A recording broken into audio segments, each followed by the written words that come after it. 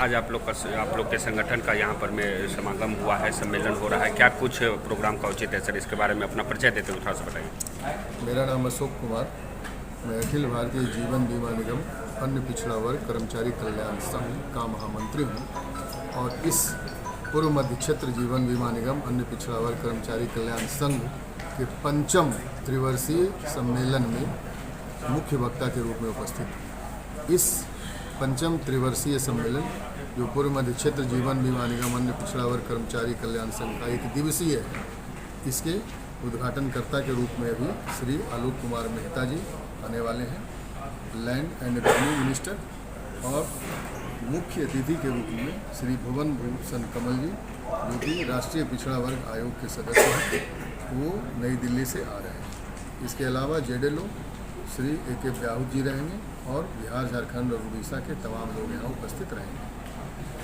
ये इन उपस्थिति में हम लोग अभी अन्य पिछड़ा वर्ग से संबंधित जो भी मुद्दे हैं, ज्वलंत मुद्दे, चाहे वो बिहार के हों या अखिल भारतीय स्तर के हों या भारतीय जीवन बीमा निगम स्तर के हों, हम उस पर उसकी चर्चा करेंगे और कोई न कोई निर्णय लेंगे। मैं आपको बताना चाहता हूँ कि हमारे लिए अभी सबसे ज्वलंत मुद्दा है संपूर्ण भारतवर्ष में जातीय जनगणना हो। बिहार की सरकार ने इसका नेतृत्व किया है और हम ये चाहते हैं कि ये चीज़ पूरे भारतवर्ष में हो, जिससे हमारे अखिल भारतीय जीवन बीमा निगम के आंदोलन के माध्यम से अन्य पिछड़ा वर्ग समुदाय को जो उसका वाजिब हक है वो मिले। ये हमारा प्रथम मोड़ है। दूसरा ये है कि संघ लोक सेवा आयोग की भर्ती सूची में भारतीय न्यायिक सेवा को शामिल किया है।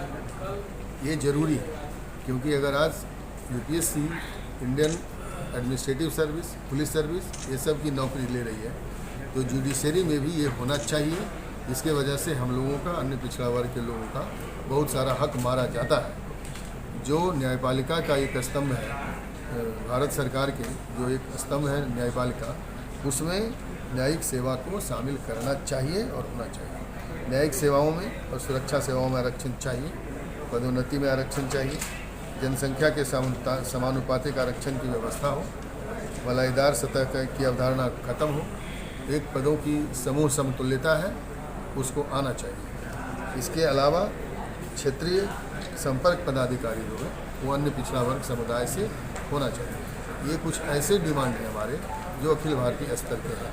हम चाहेंगे कि अगर आप इस पर और कुछ हमारे उद्देश्य से संबंधित कुछ पॉइंट लेना चाहते हैं तो यू में क्वेश्चन। नहीं सर, बहुत बहुत धन्यवाद किया है। आपसे बात करने पे जो आपके जो मुख्य बिंदुएं हैं, उस बिंदुओं में सबसे महत्वपूर्ण जो आपका है जातीय जनगणना को लेकर के, बिहार सरकार ने तो अपने इस बिहार में जो है इसको लागू करने का प्रयास लागू किया है, लेकिन पूरे भारतवर्ष में अगर इसको लागू किया जाए उसको लेकर के क्या कुछ कहना चाहिएगा? बिल्कुल, हम लोग इस स्तर पर कहना ये चाहेंगे कि अभी हम अपने अन्य पिछड़ा वर्ग कर्मचारी कल्याण संघ के माध्यम से यहाँ पर एक आंदोलन की रूपरेखा तैयार करेंगे, जिसके आधार पर हम प्रबंधन को, इसके अलावा जैसे जो हमारे पॉलिटिकल लीडर्स यहाँ आते हैं, जैसे यहाँ मंत्री जी आने वाले, उनके माध्यम से या एनसीबीसी के मेंबर आने वाले हैं, उनके माध्यम से हम इसको इस बंद कमरे तक नहीं रखेंगे।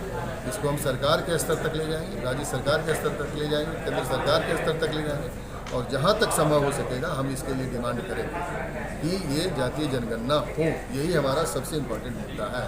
मतलब पूरे भारतवर्ष में जो है इसका गणना, इसको हम लोग मोबिलाइज करने की कोशिश करेंगे। और अगर ये गणना होती भी है तो पूरे भारतवर्ष में अगर ये जातीय जनगणना हो जाती है तो कहीं ना कहीं जो है आप लोगों की संख्या ऊपर बढ़ेगी ही बढ़ेगी। बढ़ना तो है ही। आप एक देखिए 1931 के हिसाब से जिस समय के हमारे अन्य पिछड़ा वर्ग लोग या अनुसूचित जनजाति के लोग बहुत विपन्न स्थिति में रहते थे, उस समय अगर हम है 50%, तो आज जबकि आर्थिक स्थिति सुधर रही है तो हमारी प्रतिशत तो बढ़ना ही है। और उसको आप कैलकुलेशन कीजिए, उस नौकरी में देखिए, रिजर्वेशन में देखिए, धन संपत्ति में देखिए, फिल्म के क्षेत्र में देखिए, खेल के क्षेत्र में देखिए, धन दौलत में देखिए, किसी भी चीज़ में देखिए, किसी इंडस्ट्री में देखिए कि हमारी हकमारी हो रही है कि नहीं। हमको उसका जब वाजिब रूप मिलेगा तो सभी जगह। चलिए, बहुत बहुत धन्यवाद।